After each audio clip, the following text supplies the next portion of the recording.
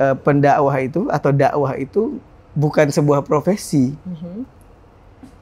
Tapi apapun profesi kita wajib berdakwah, wa tawassaw bil haq wa tawassaw bis sabr. Gitu. Nanti kita jangan sampai cari hidup nih dalam dakwah gitu. Tapi justru aku pengen dari profesi kesenianku itu bisa menghidupi dakwah gitu.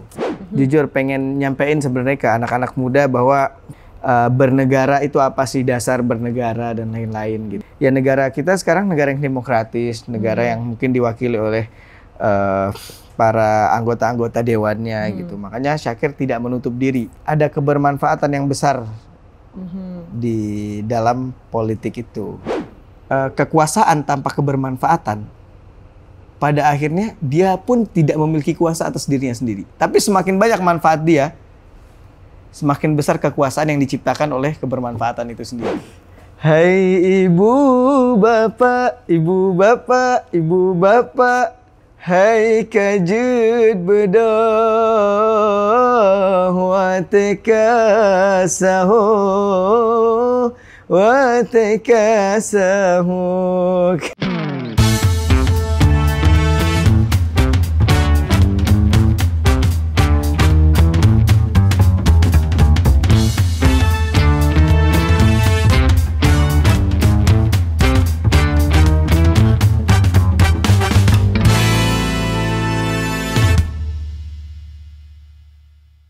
Halo kakak-kakak penikmat orator. Orator adalah ruang diskusi, obrolan yang membuka diri terhadap usulan, gagasan, ide, bahkan kritik. Sore ini kita hadirkan seorang narasumber atas ide dan usulan dari para penikmat orator. Assalamualaikum warahmatullahi wabarakatuh, Syakir. Waalaikumsalam warahmatullahi wabarakatuh. Apa kabar Syakir?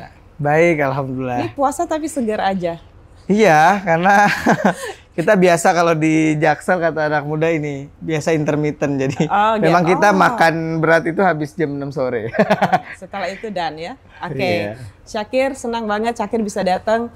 Ini kali ini orator akan mengupas sisi lain dari Syakir yang belum pernah tersampaikan dimanapun. Iya, iya. Tentang apa itu? Banyak. Tapi sebelum Syakir mulai, Syakir perlu tahu karena Anda senang banget dengan cara Syakir dan teman-teman dari Aceh membangunkan orang sahur. Yang mumpung Ramadan. Iya, biar kita semangat, coba Syakir dikit dong lanturkan. Hai ibu bapak, ibu bapak, ibu bapak, hai kajud bedah wa tekasahu wa tekasahu. Ya Allah, ini kalau Pak Surya Paloh dengar, ingat kampung halamannya nih. Oh iya, benar. Pasti Syakir diundang lagi, suruh nyanyi lagi. Kita yang bukan orang Aceh aja sangat menikmati. Iya, benar. Orang Aceh banyak di sini ya. Oke, iya. Syakir, kita ini mau nanya-nanya dikit ya. Syakir ini kan, saya bingung nih. Ini biasanya in case teman-teman, aku yang banyak nanya biasanya makan Anda loh. Sekarang kan Anda yang nanya. Kita balik-balik aja nih. Syakir kan, Syakir ini sebenarnya apa? Entertainer yang pendakwah atau pendakwah yang memang sengaja masuk ke dunia entertain? Atau apa ya sebutannya? Artis iya, semua kayaknya diambil ya Mas Syakir. Lebih senang disebut apa? Aku paling senang disebut entertainer aja sih. Entertainer ya? Entertainer. Pelaku seni sih lebih tepatnya. Pelaku seni, iya. Pelaku seni lebih tepatnya. Main film iya. Ya. Nyanyi iya. Aktor, kemarin baru belajar jadi sutradara, produser. Lengkap. Nanti akan bahas masalah sutradara setelah ini. Tapi kita ingin menanyakan sesuatu yang nggak pernah Syakir ungkap itu. Ya, bukan untuk ria, tapi untuk memotivasi. Oke, siap. Sebenarnya Syakir ini hafiz kan? Hafiz berapa juz? Alhamdulillah, dulu itu memang pertama ke Jakarta itu buat menghafal Quran Kak, di pesantren Darul Quran di Cipondoh, Tangerang. Itu waktu itu memang sempat menghafalkan Al-Quran sampai dengan juz 10 pada saat itu. Sampai dengan juz 10, abang kemudian menyelesaikan, Syakir lanjut kemudian mentadabburi Al-Qur'annya sampai dengan selesai. Gitu. Jadi lebih ke hafiz pada saat itu teman-teman ngejar wisuda setor hafalan gitu. Syakir melanjutkan dengan tadabbur. Iya, Syakir kayak menurut Syakir pada saat itu wah kayaknya Syakir pengen lebih memahami Al-Quran daripada menghafalnya. Ternyata pada saat memahami ya kita otomatis hafal kan gitu. Jadi sempat memang belajar, terus kemudian kelas 3 SMP, sempat 6 tahun pesantren, 3 SMP kemudian baru masuk ke entertain. Film pertama juga film ya karena Quran gitu, film tentang seorang penghafal Al-Quran. Awalnya. Bicara tentang hafal Quran dengan kesibukan Syakir yang begini padat dan di luar urusan Al-Quran, apakah hafalan-hafalan itu tidak hilang dan bagaimana Syakir mempertahankan hafalan Syakir? Hafalan itu sebenarnya ya kayak perempuan juga aja. Kayak apa ya? Ini bahasa-bahasanya Gen Z nih. Iya, sebuah sesuatu yang harus memang dijaga gitu. Kalau enggak dia ya akan hilang. Dia bagaimana kita gitu. Seberapa besar perhatian kita untuk Al-Quran gitu. Maka dia nanti akan melengket pada diri kita kayak gitu. Jadi di tengah-tengah kesibukan, apalagi di Jakarta ya Kak. Sebenarnya bagiku waktu luang itu di Jakarta sangat banyak. Terutama di jalan. Ketika macet. Macet. Iya. Makanya teman-teman banyak yang bilang juga, kenapa sih nggak suka bawa kendaraan sendiri segala macam. Kadang kalau motor pilihnya ojek online gitu ya kan. Kalau mobil kadang disupirin gitu ya kan. Karena Syakir senang memanfaatkan waktu di jalan. Gitu sambil ngelihat jalan. Bahkan Syakir suka dengar suara jalanan juga. Nah di situ kadang kan bisa sejam 2 jam. Itu kan bisa banget kalau buat dimanfaatin. Nah di situ biasanya Syakir sambil baca-baca. Quran, ini inspiring. Zikirnya. Bukan hanya kepada anak muda, juga pada kita yang sudah jauh lebih matang daripada Syakir. Iya karena bagiku di Jakarta, apalagi setiap aku perjalanan menuju sebuah urusan, butuh banget. Aku kan orang kreatif Kak. Jadi kadang butuh banget ketenangan yang kokoh gitu supaya bisa keluar ide-ide yang cemerlang, atau nggak di lokasi syuting juga biar keluar tuh acting-acting yang bagus atau pemikiran-pemikiran kreatif yang oke gitu. Nah itu semua berasal dari ketenangan. Kalau lagi nggak tenang kan nggak enak kerja. Betul. Makanya enak aja.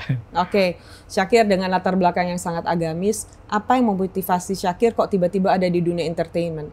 Dunia yang kayaknya sangat berseberangan. Awalnya nggak sengaja. Awalnya nggak sengaja masuk ke entertain. Terus sempat ada penolakan juga kayak dari keluarga di Aceh yang memang benar-benar di kampung yang masih orang kerjaannya tuh dari ladang ke menasah, ladang ke menasah. Menasah tuh Menasah itu? Masjid kalau di Aceh. Musola lah gitu. Iya. Itu sempat diprotes juga gitu kan, dunia artis dunia yang gelap kayaknya kan. Iya. Glamor dan jauh lah dari agama kayaknya demikian. Tapi Syakir pikir anak-anak muda itu mereka banyak yang mendengarkan artis, mendengarkan idol mereka. Kayak idolnya bilang ini mereka tuh ngikut semua. Nah bagiku ini kan sebuah jalan dakwah yang Masya Allah gitu ya kan. Jadi bagiku ya udah aku berada di dunia entertain bukan untuk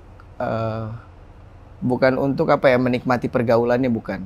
Bahkan aku mungkin sedikit jarang gitu bergaul di dunia entertain. Tapi aku pakai power entertain ini justru untuk menarik mata anak-anak muda. Aku pengen ada dari sisi mereka, oh ada ternyata anak muda kayak saya. Ya dia seorang idol juga, dia artis juga, dia anak muda seperti saya, tapi dia bisa kok tetap ibadah gitu. Luar biasa ya. Jadi bukankah itu Syakir menjadi lebih beban? Ketika orang menjadi idol itu kan sebenarnya enak, tapi takes two ya. Jadi harus ada dua nih. Bagaimana nih? Di satu sisi menjadi idol, ya orang ambil sisi itunya. Tapi di satu sisi pasti mengekang langkah-langkah Syakir. Syakir yang anak muda, usia masih 20-an. Tentu semuanya kan dilihat. Nggak boleh salah dalam pandangan ini. Gimana itu Syakir? Nah, bersyukurnya Syakir alhamdulillah dari awal memang terbiasa jujur ke follower Syakir. Ada kan anak muda yang kalau udah dakwah aja dakwah doang dia kan. Atau yang udah main film doang. Kalau Syakir jujur sama mereka. Syakir ada di dunia aktor, dunia artis, tapi Syakir pengen juga jadi pelayan agama Allah atau sebagaimana Allah udah ngenalin Syakir ke orang banyak, Syakir juga pengen ngenalin Allah ke orang banyak gitu loh. Nah, kayak gitu Syakir jujur. Jadi Syakir nggak pernah melabeli diri Syakir. Ya udah kalau nongkrong sama temen ya jadi bagian dari mereka gitu. Jadi bagian dari mereka sebagaimana anak muda biasa. Dan Syakir biasanya nggak akan pernah bicara agama atau sebuah hal yang sakral atau ya agama gitu kecuali ditanya. Oh, jadi tidak menonjolkan diri sebagai... Iya, dan kalau kita jujur itu nggak beban sebenarnya. Iya, benar. Ya. Syakir kan nggak pernah mengatakan maksud diri Syakir ahli hukum dalam agama, ahli hukum syariat dan lain-lain. Kalau itu baru beban Syakir karena pekerjaan Syakir sangat bersinggungan dengan syariat gitu ya kan. Kayak di satu tempat berdua dengan wanita aja kalau secara syariat mungkin udah salah gitu. Tapi kan Syakir selalu menyampaikan ke anak muda minimal mereka punya hope gitu. Syakir tuh nggak bicara di bidang hukum dalam agama atau di bidang syariat, tapi Syakir bicara mereka nih yang udah hilang harapannya sama Tuhan. Aduh kayaknya gue nggak pantas, kayaknya saya nggak pantas nih sama Allah. Syakir tumbuhin lagi harapan mereka bahwa jangan putus asa dari rahmat Allah. Jangan putus asa dari rahmat Allah. Syakir di situ yang penting. Yang penting anak muda mereka punya harapan kepada Allah, mereka nggak putus asa. Udah. Oke, jadi nanti sisanya biar ustadz-ustadz atau kiai-kiai yang lebih baik untuk mengajarkan syariatnya. Berarti itu filosofi dasar dari kalimat Syakir yang mengatakan bahwa pendakwah itu bukan profesi. Iya. Ya.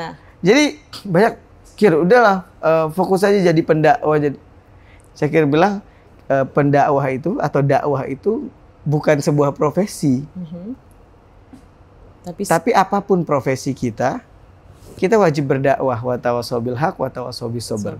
Yang di film berdakwah dengan filmnya, yang di jabatan berdakwah dengan kekuasaannya, dengan jabatan dengan kepentingan atau kekuasaan yang bisa dia lakukan lah gitu ya kan. Jadi dakwah bagiku bukan sebuah profesi karena kalau udahlah aku dakwah aja nih. Nanti kita kan hidup di dunia ya. Gitu. Nanti kita jangan sampai cari hidup nih dalam dakwah gitu. Tapi justru aku pengen dari profesi kesenianku itu bisa menghidupi dakwah gitu. Keren. Syakir, pada penasaran nih. Syakir ini kan sering diundang di mana-mana. Tapi kan baru kali ini kayaknya hadir di podcast agak dewasa dalam temanya yaitu masalah kebijakan negara, masalah politik dan sebagainya. Kok mau sih? By the way ini kita podcastnya pakai ini ya, mic DPR di gedung DPR. Ya, who knows? Iya. Syakir mau karena bagi Syakir ya, udah saatnya lah. Udah saatnya generasi Syakir ini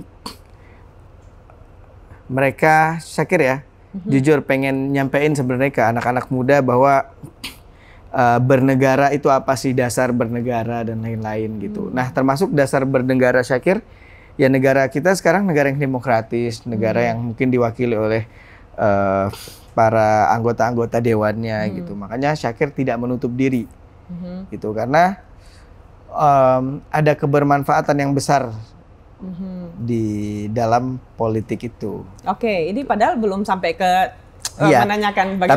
Tapi lebih jauh dari itu, Syakir orangnya selalu mau datang ke suatu tempat, apalagi yang baru, karena memang Syakir pengen belajar hal yang baru gitu. Keren itu.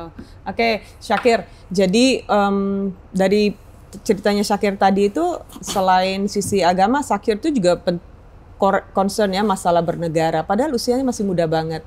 Artinya mulai ada pemikiran-pemikiran bahwa generasinya Syakir ini harus juga terlibat dalam politik, ya tidak boleh apatis. Apakah begitu? Iya, karena Syakir tuh setelah masuk ke lingkungan kenegaraan atau pemerintahan mungkin ya. Masuknya dalam bentuk apa? Bergaul maksudnya? Bergaul. Mendengar, melihat, memerhatikan gitu. Belajar. Bahwa apa yang sangat jauh gitu, apa yang terlihat di media dan apa yang terjadi itu benar-benar tidak 100% sama. Tidak 100% sama gitu. Yang hitam jadi putih, putih jadi hitam gitu ya kan.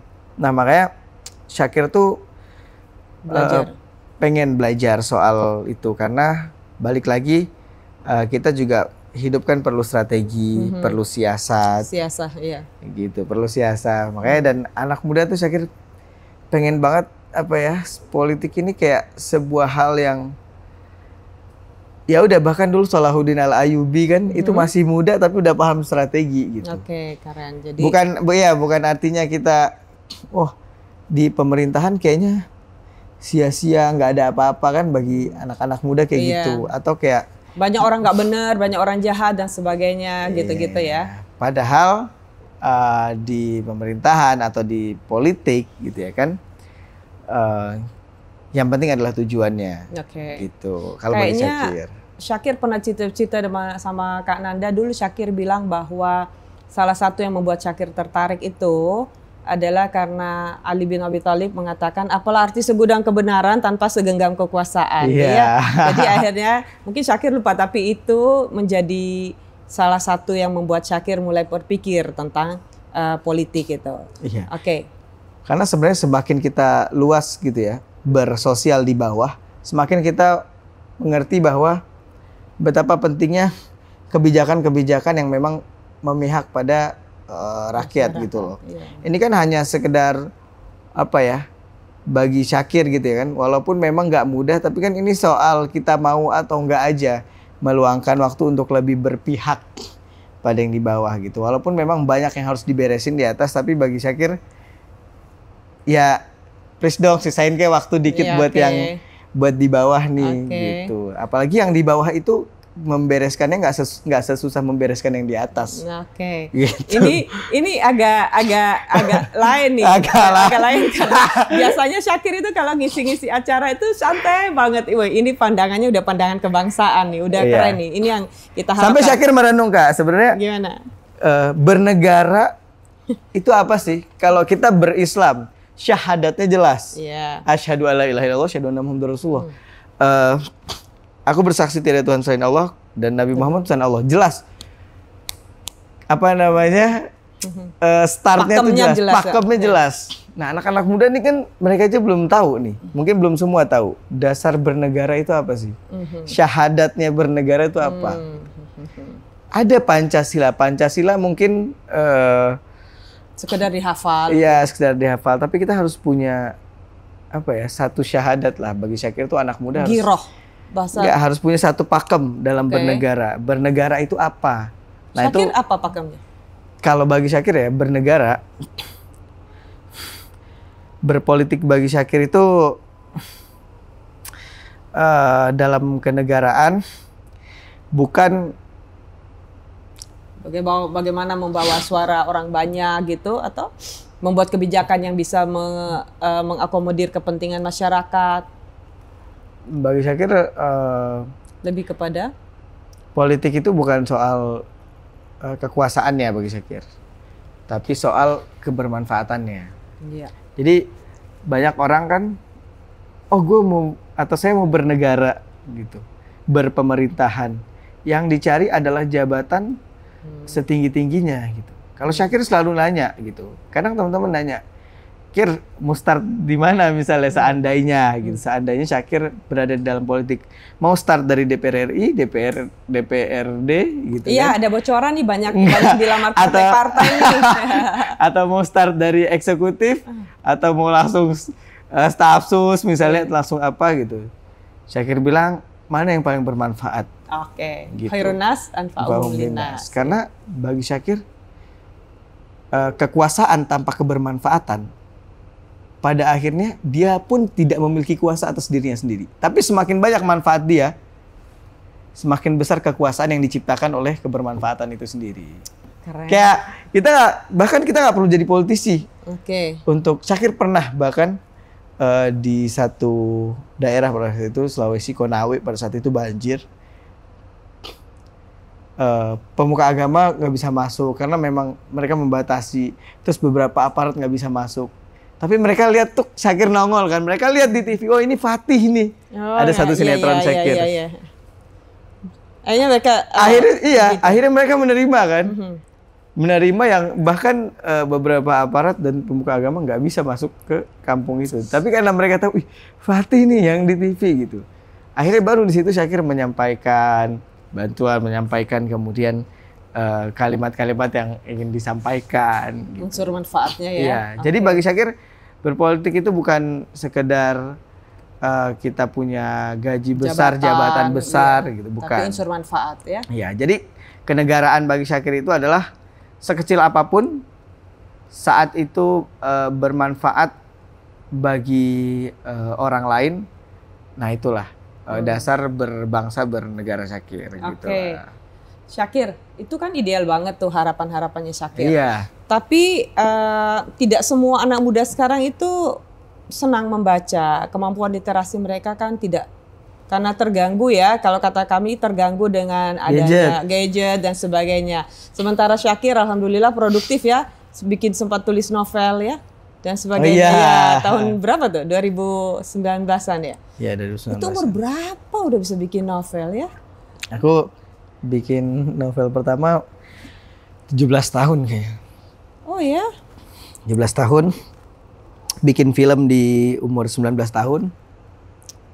Bikin film panjang pertama di 19 tahun.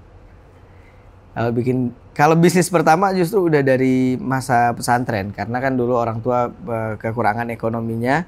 Jadi aku harus gimana beli kitab, beli baju tuh harus cukup-cukupin. Akhirnya dulu ada Piala Dunia tuh kan. Iya. Nah, politik lagi. Jadi memang aku sudah berpolitis dari pesantren sebenarnya.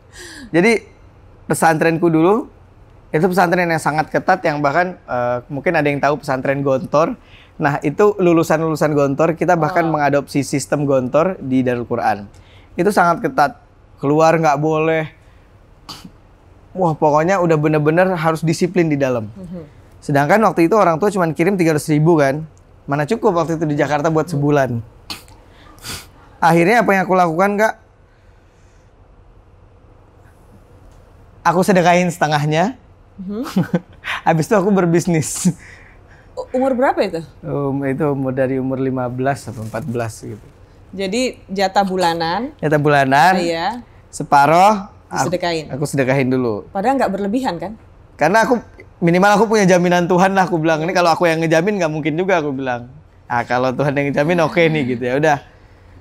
Setengahnya aku sedekahin. Setengahnya aku buat modal apa tuh? Jadi dulu itu susah keluar dari pesantren ternyata. Nah, akhirnya aku kan dari Aceh dulu alhamdulillah udah bisa ngaji. Nah, satpam nih dulu, satpam pesantren, kalau anaknya sunatan kan bingung siapa yang ngaji. Akhirnya aku yang ngaji. Aku nggak minta apa-apa tuh. Aku cuman ya udah yang penting kita relasi gitu. Jadi dia ini sudah berpolitik dari usia muda sekarang. Iya, usia muda. Terjun di dunia politik praktis yang benar. Akhirnya udah teman-teman waktu itu di dalam nggak ada pecel lele gitu kan. Sedangkan dapur pesantren tutup pada saat itu pada pukul habis isya lah gitu. Gimana dong cari makan malam? Udah ada kebutuhan, Syakir cari. Ada udah supply and demand. Ternyata, iya, ternyata ada tukang pecel lele di pesantren. Cuman keluar ke kanan dikit sekitar 100 meter lah.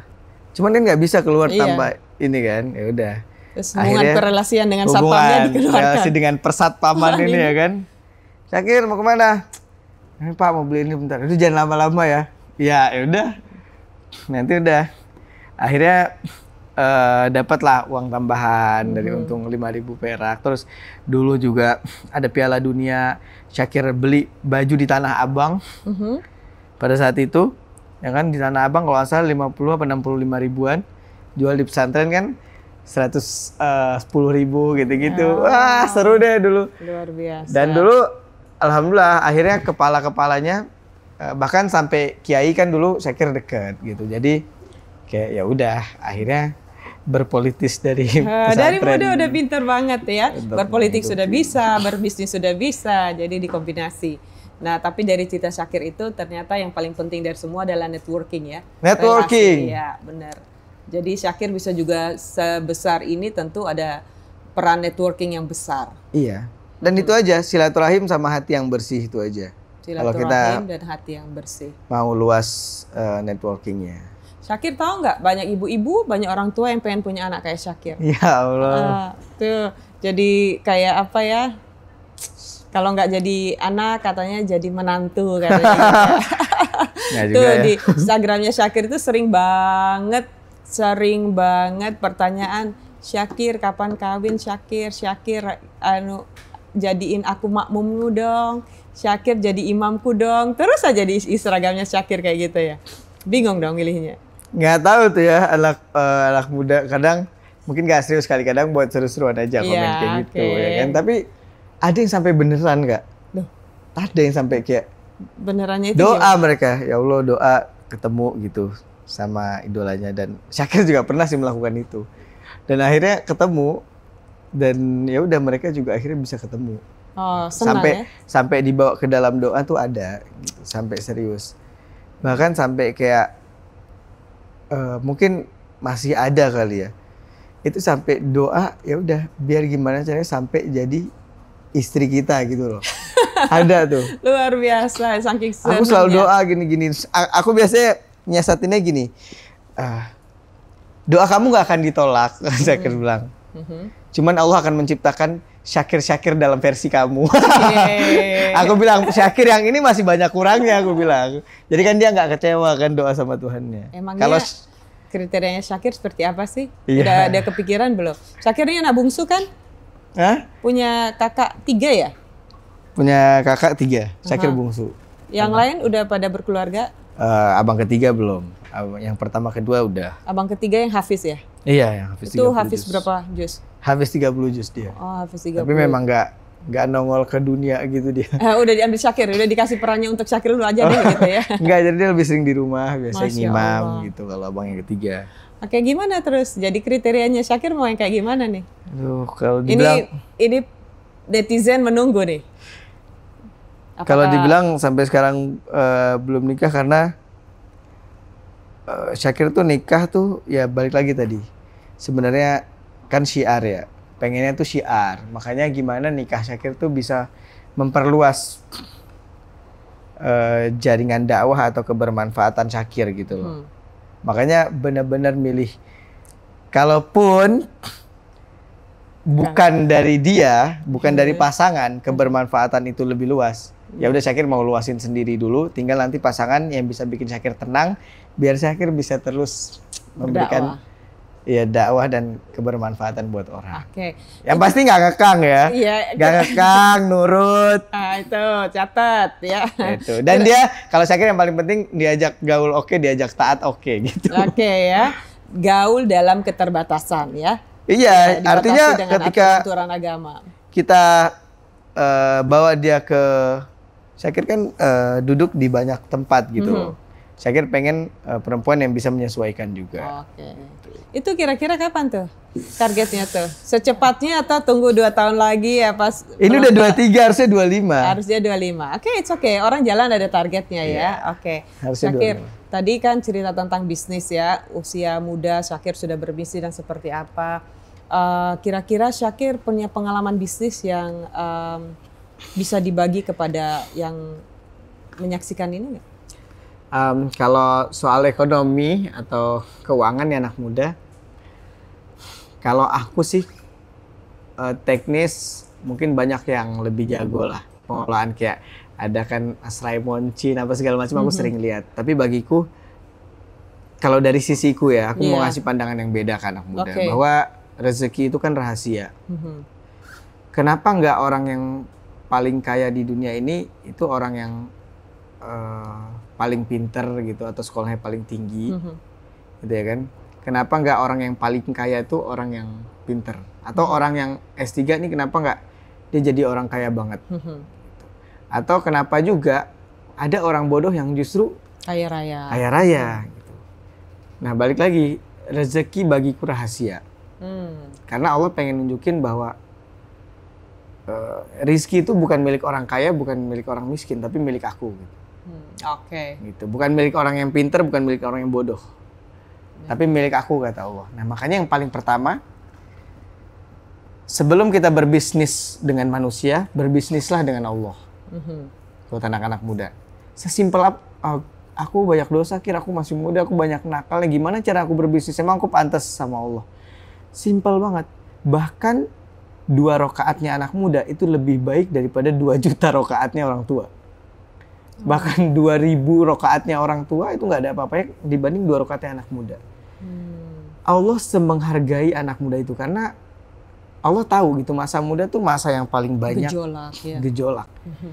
Makanya dulu Syakir, kalau cerita dari pengalaman Syakir selalu usahain kalau udah malam, kalau nggak sebelum tidur, kalau nggak sebelum subuh, kalau di pesantren sebelum subuh karena kita dibangunin. Tapi setelah dari pesantren, Syakir sebelum tidur. Misalnya Syakir tidur kan kalau di orang seni, apalagi di perfilman itu, di dunia hiburan kan kita tidur tuh jam 12, jam 1. Sebelum tidur tuh Syakir sholat 2 rakaat. Itu rutin?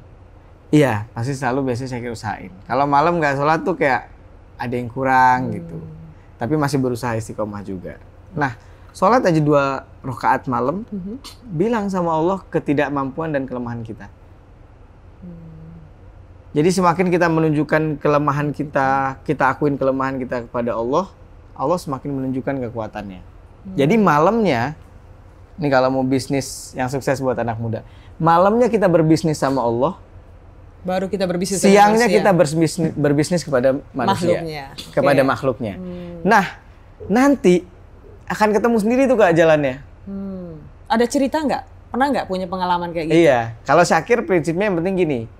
Dari 1000 kesempatan atau setiap kesempatan yang ada, jangan pernah bilang enggak sebelum kita maju.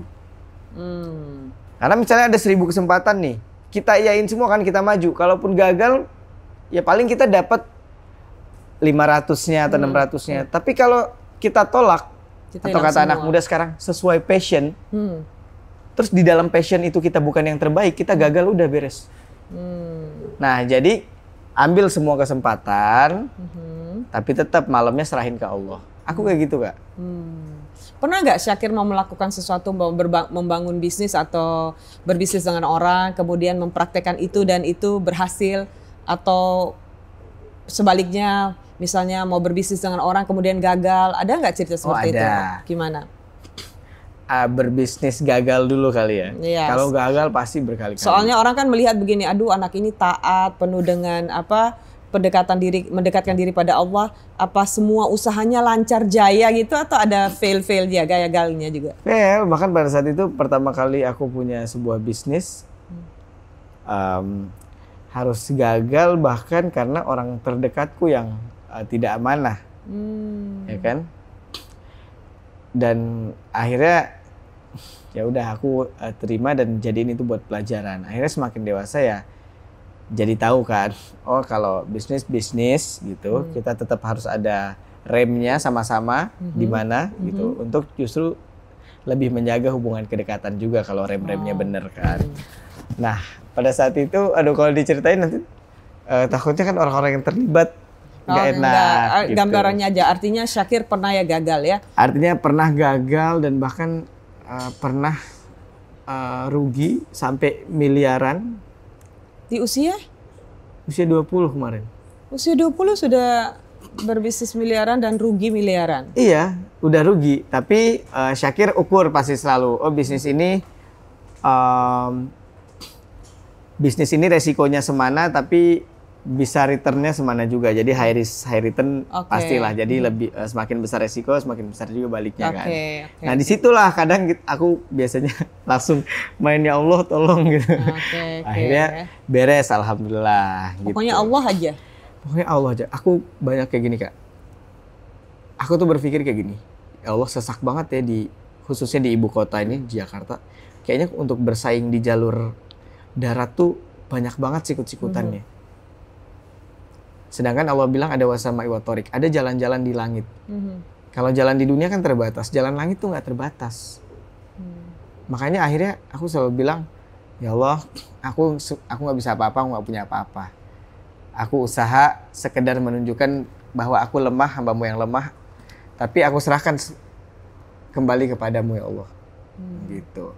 Ya udah, akhirnya nanti pelan-pelan kearahin tuh Kak. Oh ternyata di sini bisnis yang oke. Oh ini bisa ada aja jalannya gitu. Iya ada jalan. Intinya yang penting buat anak muda, kuncinya adalah jangan pernah takut mencoba, tapi jangan juga buru-buru. Buru-buru temannya setan. Ya. Nikmati prosesnya, nikmati kebodohan ketidaktahuan kalian itu, nikmatin. Nikmatin, karena di situ kalian semakin kalian merasa bodoh nggak tahu, tapi kalian sabar nggak buru-buru, di situ kalian bakal dapet ilmu-ilmu yang luar biasa. Apalagi di pemerintahan ya Kak ya, gitu. Betapa banyak kita urusan-urusan di pemerintahan yang memang nggak boleh buru-buru dan harus memang seteliti itu. Oke, itu juga yang menjadi dasar mungkin ya Syakir. Kakak tahu diajak banyak partai untuk bergabung lah, inilah itulah. Wah, tapi jadi berita nih Syakir diajak. Dia bilang Syakir tidak tergesa-gesa untuk mau, padahal Syakir sangat populer ya. Tapi artinya ada kehati-hatian di situ. Yap, itu dia, ada kehati-hatian. Ada kehati-hatian. Tapi jangan ditutup peluangnya, gitu aja. Belajar, mempelajari apa sih yang ngajak saya ini siapa, apa dan sebagainya itu dipelajari dengan sangat ya. Oke, kayaknya orang tuanya Syakir bangga banget ya punya anak kayak Syakir. Amin. Kayak aku Kak belajar apa namanya yang tadi Kakak bilang tuh, politik itu sesimpel dari Nabi Muhammad SAW aja. Kenapa sih Islam bisa suaranya walaupun cuma 23 tahun gitu, sekitaran itu ya, 23 tahunan lah Nabi berdakwah, tapi bisa 2/3 dunia itu bisa, suaranya bisa klop gitu loh Islam. Nah itu aku belajar dari Nabi Muhammad SAW gitu. Politik itu kan judul, artinya kan bahasa halusnya adalah siasat tadi itu kan, siasat strategi. Politik itu strategi. Aku lihat, Nabi Muhammad tuh kenapa Allah perintahin 3 tahun dakwah dulu secara diam-diam, secara sembunyi-sembunyi. Itu bagian dari strategi ya, bagian dari politik. Dikuatkan, Nabi Muhammad minta dengan 2 Umar, dikasih sama Allah, Sayyidina Umar bin Khattab. Aku melihat bagaimana politik politik Allah Subhanahu Wa Taala dan juga Nabi Muhammad SAW dalam memajukan Islam. Gitu ya udah. Makanya aku bilang, aku belum mau maju dulu deh kalau aku belum bikin sesuatu katakan nih, aku disuruh maju misalnya di sebuah daerah. Kasih tahu aku ya 5 tahun atau 4 tahun sebelumnya. Jadi bukan ujuk-ujuk karena popularitas saja, tidak mengetahui medan dan sebagainya, kebutuhan masyarakatnya apa. Benar. Jadi aku sudah secara sembunyi-sembunyi dulu sebagaimana Nabi Muhammad SAW. Setahun 2 tahun sembunyi-sembunyi aja dulu. Berarti kalau kita ajak sembunyi-sembunyi dulu ya. Oke, Syakir. Tapi itu nggak perlu dari partai lah. Sejauh ini kan sudah banyak jalan ya. Sejauh ini aku nggak pernah Kak milih mau diundang siapapun, perusahaan, mau bahkan musola yang kecil nyempil di tengah gunung pun aku datang. Cuma aku nih agak salut sambil mau bertanya ke istiqomahannya Syakir ketika diundang setiap malam minggu, padahal yang undang kementerian ini menteri undang juga Syakir selalu nolak karena ada majelisnya. Segitunya ya istiqomah pada perjuangan di majelis itu. Emang betul ya? Betul kan? Itu betul. Saya kira kalau malam minggu pasti di Majelis Nurul Mustafa namanya. Itu berketebalikan banget sama anak muda. Malam minggu dia punya waktu santai untuk clubbing, jalan-jalan atau apapun. Ya karena aku nemu healingnya di situ aja. Nah, aku nemu tenangnya, asiknya di situ aja. Dan ngaji kan paling cuma 2-3 jam. Habis itu aku masih bisa nongkrong. Ya. Tapi aku pengen ada satu waktu khusus di mana kayak aku bisa berduaan sama Nabi Muhammad, bisa curhat. Ya udah di majelis di mana ada cucu-cucunya, di situ juga dibacakan sholawat pujian kepada Nabi Muhammad gitu ya kan. Ya udah di situ aku bisa curhat sama Nabi Muhammad. Banyak banget pesan yang udah disampaikan Syakir untuk anak-anak muda nih. Cuman ada satu nih Syakir, ada tentang anak sekarang dengan mental health issue. Artinya anak sekarang itu dalam pandangan kami, generasi yang berbeda itu agak lemah dibanding generasi-generasi sebelumnya. Benar nggak kira-kira pandangan kami itu? Benar, memang guruku juga pernah bilang bahwa semakin nanti akhir zaman semakin akhir, banyak orang-orang yang badannya itu kuat, semakin kuat badannya. Tapi hatinya semakin lemah, artinya mentalnya semakin lemah. Jadi itu memang ada ya? Ada dalam konsep Islam itu ada demikian? Ada, bahkan ijma lah para ulama gitu, bahwa memang sepakat zaman semakin akhir nanti, ya tadi, tubuh mereka semakin kuat, semakin canggih teknologi, makanan juga semakin enak-enak, tapi mereka punya hati, mereka punya mental tuh lemah. Itu kira-kira Syakir masuk golongan itu nggak? Syakir berusaha untuk enggak. Berusaha untuk tidak. Ya, berusaha. Kira-kira gimana cara supaya betul tidak?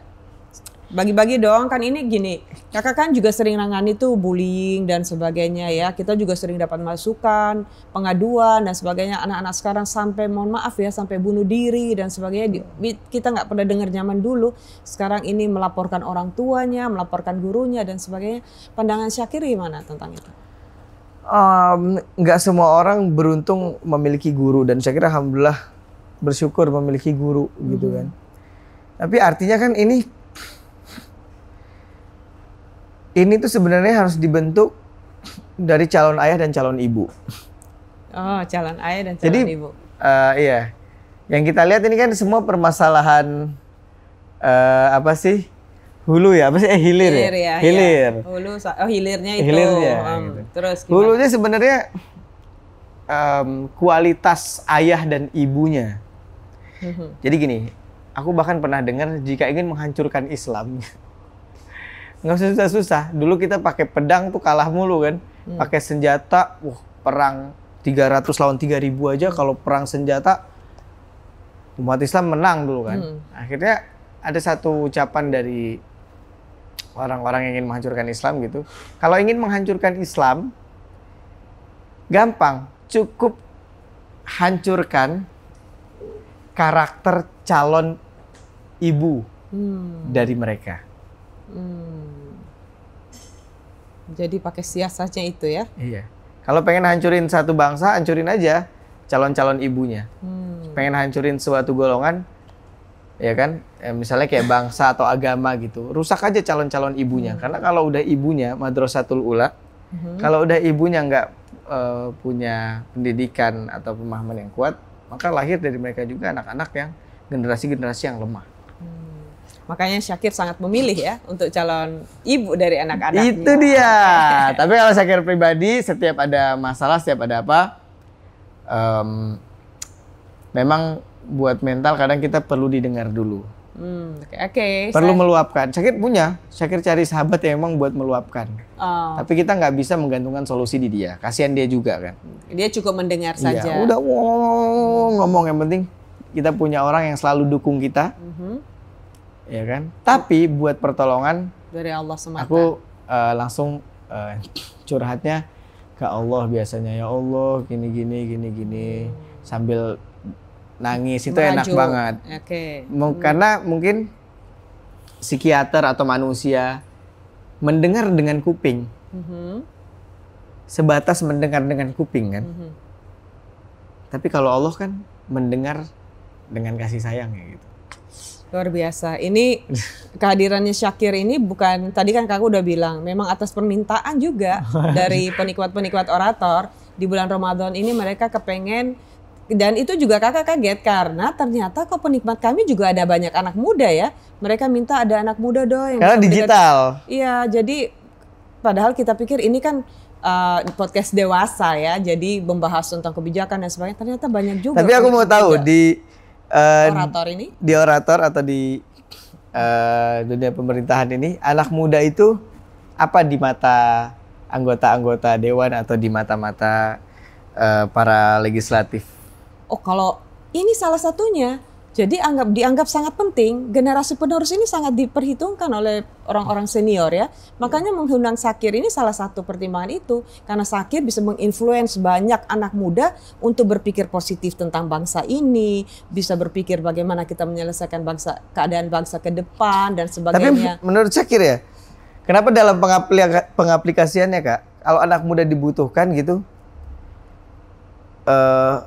yang dilakukan justru yang sekarang menurut Syakir ya, sedikit saran dan kritik gitu.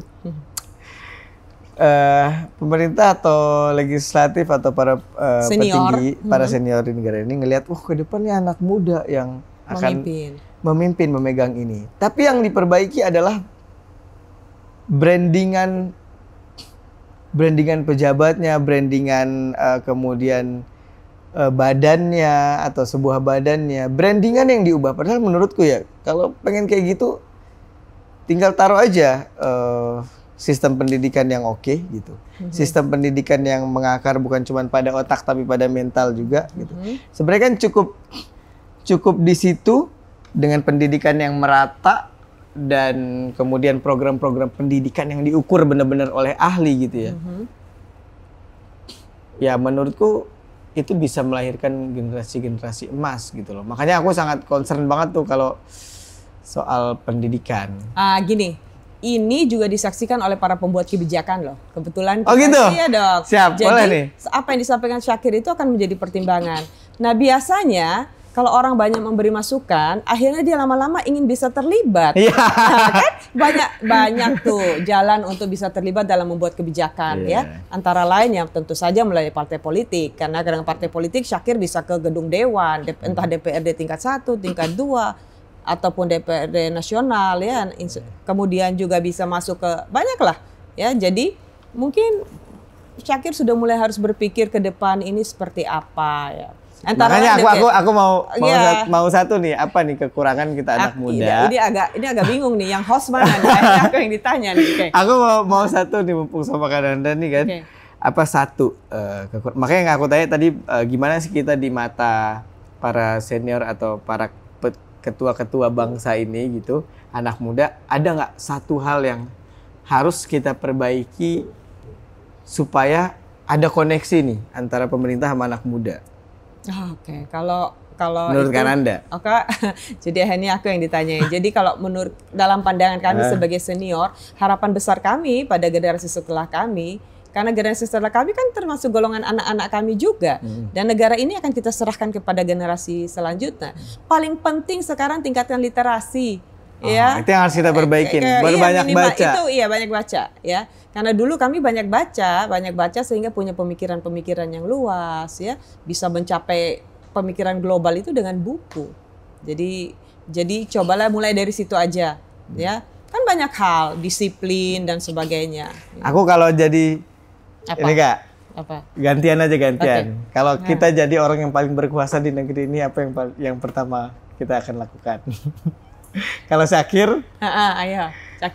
Syakir akan setir apa yang dilihat dan didengar oleh generasi bangsa. Akan Syakir ini apa namanya? Akan Syakir jaga. Oke. Nggak sembarangan tontonan dan tayangan yang bisa masuk ke HP, ke jaringan-jaringan di sebuah bangsa. That's our dream juga, itu juga mimpi kami juga. Tapi walaupun susah. Tapi sedang berproses karena salah satunya adalah Kementerian Komdigi lagi menginisiasi pembatasan usia pengguna medsos. Ya, itu salah satu pintu masuk. Jadi tidak semua anak sudah bisa memakai medsos dan sebagainya. Komisi 1 ya, pembatasan usia gadget untuk anak. Oh, ada. Ada. Sekarang lagi membahas tentang itu juga. Nanti insya Allah kita akan mengundang narasumber tentang itu juga. Ya. Benar. Itu salah satu solusi. Ya. Iya. Kalau buat anak muda sih, yang penting sebenarnya adalah mereka punya ini sih. Semakin banyak wadah-wadah yang positif sebenarnya di anak muda, yaitu semakin oke. Nah balik lagi, itu dari diri masing-masing ya anak muda gitu. Kalau kalian mau bermanfaat ke depan, mau jadi orang yang hebat, menurut Syakir sih nggak ada masalah korbanin. Kita nggak minta ini kok Kak. Syakir bahkan ketika ngomong ke anak muda, gue nggak minta lu jadi ustadz atau nggak minta lu full ibadah 24 jam, nggak. Tapi seenggaknya masa depan kita nih bukan di tangan orang, kan di tangan kita. Iya, apa salahnya sih dari 5 jam atau dari total 10 jam waktu nongkrong, ya 2 jam, 3 jam deh pakai buat silaturahim ke orang-orang yang punya ilmu. Nggak itu dalam ilmu dunia, nggak itu dalam ilmu akhirat ya. Gitu. Kalau Syakir suka tuh kadang pulang syuting nih masih sore nih jam 6. Syakir nggak mau nyampe rumah dulu tuh Kak. Gitu. Mana dulu ya, ketemu siapa ya, biar seenggaknya hari itu kalau kita nggak dapat harta, kita dapat ilmu. Kenapa? Sehingga nanti ketika ilmu kita punya semakin banyak ilmu, maka nanti harta tuh bisa ngikut sendiri. Gitu. Karena harta tuh kan la yukallifullahu nafsan illa wus'aha. Allah nggak akan memberikan sebuah hal sesuatu melebihi kepantasannya. Jadi kalau kalian Gimana ya, pengen ya jadi ini. Pantesin dulu diri kalian buat sampai ke situ. Aduh, pengen ya misalnya jadi pengusaha yang sukses. Ya udah, pantesin dulu diri kita buat sampai ke sana. Nah, makanya Syakir duduk sama beberapa teman-teman atau abang-abang atau kakak-kakak yang ada di kekuasaan, sebenarnya untuk memantaskan, sehingga nanti ketika Allah berikan, ya kita udah pantas. Gitu. Jadi ukuran bajunya udah pas gitu ya. Ukuran bajunya udah pas. Jadi anak muda dalam sehari jangan sampai rugi aja. Kan ada kalimat jangan sampai hari ini lebih jelek daripada hari yang kemarin. Sama aja nggak boleh. Termasuk golongan merugi. Artinya apa? Ya kita nggak boleh. Hari itu tuh diam-diam aja. Kalau kita nggak dapet duit, ibarat kata bahasa kasarnya sekarang, jangan sampai kita nggak dapet amal soleh. Terus kalau kita nggak dapet rezeki juga, yang penting apa? Kita dapet ilmu. Karena ilmu itu, ya antara ilmu dan rezeki itu kayak apa ya? Dua magnet lah. Semakin ilmu kalian tambah, rezeki kalian akan semakin bertambah. Karena di dalam mengelola rezeki dari Allah Subhanahu Wa Taala itu dibutuhkan ilmu kan. Jadi semakin orang nyari ilmu, semakin rezeki ngejar dia. Kenapa ya? Karena syarat rezeki itu tersampaikan, yaitu semakin bertambahnya ilmu. Kayak rezekinya anak bayi ya cuman susu ibunya. Nggak mungkin dia dapat yang lain. Tapi semakin bertambah wawasan dia, maka semakin bertambah rezekinya. Jadi jangan sampai dalam sehari nggak dapat amal soleh sama nggak dapat ilmu. Kalau urusan yang kerjaan, rezeki, kalau dua ini kalian nggak tinggal, amal soleh sama ilmu tadi, literasi, baca buku, atau duduk sama orang-orang yang berilmu. Kalau nggak duduk di majelis orang yang berilmu, baca ilmunya atau dengar ilmunya, udah. Kalau nggak tinggal dua itu aja Kak, insya Allah anak muda tuh akan dunia mengikuti ya. Akan sampai kepada tujuannya apa? Mau jadi orang kaya, orang hebat. Ya udah, jangan tinggal dua itu menurut Syakir ya. Amal soleh, amal kebaikan pada hari itu, buat baik aja apapun itu. Kalau buat yang beragama Muslim jangan tinggal sholatnya, amal ibadahnya. Yang kedua, tambah ilmu, walaupun cuman sebaris. Karena kalau ilmunya semakin bertambah, insya Allah rizkinya dan karirnya juga pasti akan semakin bertambah. Syakir, dari tadi kakak dengar Syakir cerita itu banyak juga curhat ya, curahan hati kaum atau generasinya Syakir terhadap bangsa dan negara ini. Berarti ada kepedulian, ya. Nah, Syakir bisa dong jadi penyambung lidah. Syakir kan Presiden Ijo Tomat, ya. Ikatan Jomblo terhormat. Ijo Tomat. Nah tuh, kan tentu ya abis ini cerita dong ya filosofinya Ijo Tomat itu apa. Tapi dengan adanya itu kemudian Syakir juga punya followers hampir 8 juta. Alhamdulillah. Organik kan itu ya. Iya, alhamdulillah. Iya. Nah itu kan berarti Syakir ini bisa menginfluence dan bisa menjadi penyambung lidah mereka. Jikalau mereka ingin menyampaikan sesuatu, sisa Syakir membangun network kepada orang-orang yang berada di kekuasaan. Bukan untuk kepentingan pribadi, tapi kepentingan umat dan kepentingan bangsa. Seperti yang tadi Syakir bilang kan, membangun network atau jaringan itu. Jadi penyambung lidah itu ya? Iya, penyambung lidah. Jadi tidak hanya Syakir yang menyampaikan kepada mereka, tapi mereka juga bisa menyampaikan apa yang ingin mereka sampaikan. Syakir bisa bantu menyampaikan. Iya. Gitu. Oke? Apalagi dengan power media yang besar. Betul. Ya. Seenggaknya prioritas ya. Iya. Apa yang disampaikan alhamdulillah prioritas. Betul. Gitu. Dan juga Syakir juga bisa menyampaikan pada generasi Syakir kan yang seperti Syakir bilang tadi bahwa gadget itu silakan aja digunakan sepanjang itu mempunyai nilai manfaat, ya. Iya. Ya, tapi jangan sampai gadgetan terus akhirnya nggak membangun sosialisasi dengan orang. Iya, kalau gadgetnya buat sosial nggak apa-apa. Yang penting jangan sampai jadi ansos kan, kita lihat ini terus jadi sekeliling nggak? Iya, gitu. Oke, Syakir, kan Anda senang sekali ya. Maaf Kak, kurang-kurang. Enggak, it's okay. Orator ini betul-betul senang kehadiran anak muda ya. Karena dari kemarin-kemarin, Orator ini podcast baru. Syakir kan mengikuti ya, itu baru sekitar ada 4-5 narasumber ini dengan Syakir. Itu kan 6 mungkin ya. Dan itu semua berbicara tentang politik, kebijakan nasional dan sebagainya. Sehingga bulan Ramadan ini kami memberi kesempatan kepada netizen, kepada penikmat untuk mengusulkan siapa narasumbernya. Dan Syakir yang dipilih. Ya. Terima kasih sudah mau hadir Syakir. Jangan sia-siakan harimu tanpa ilmu yang bertambah dan amal soleh. Terima kasih, itu yang disampaikan oleh Syakir Daudi hari ini dan kita akan ketemu dalam episode berikutnya. Oke, terima kasih, sampai jumpa.